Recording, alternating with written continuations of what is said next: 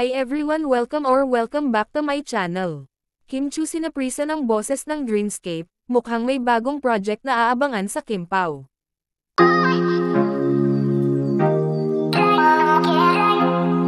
Masaya si Kim Chiu at Paolo Avellino sa kanilang successful na first movie, na talagang pumatok sa nga manunood.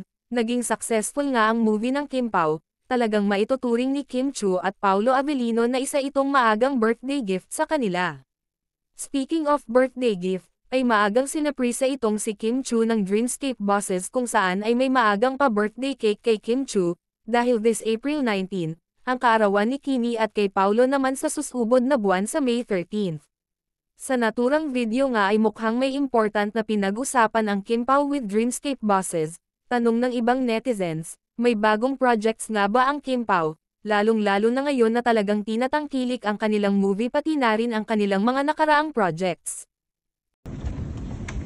Happy birthday! Happy birthday! For all the tears and everything! Oh my God! Happy ba naman sana ako? Oh! Iyak na naman ako, Manather! Iyak na naman tayo, Manather! Thank you so much!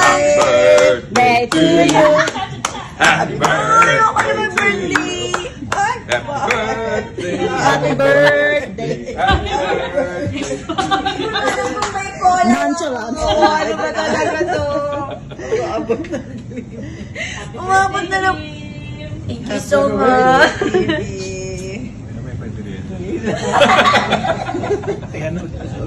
Sabi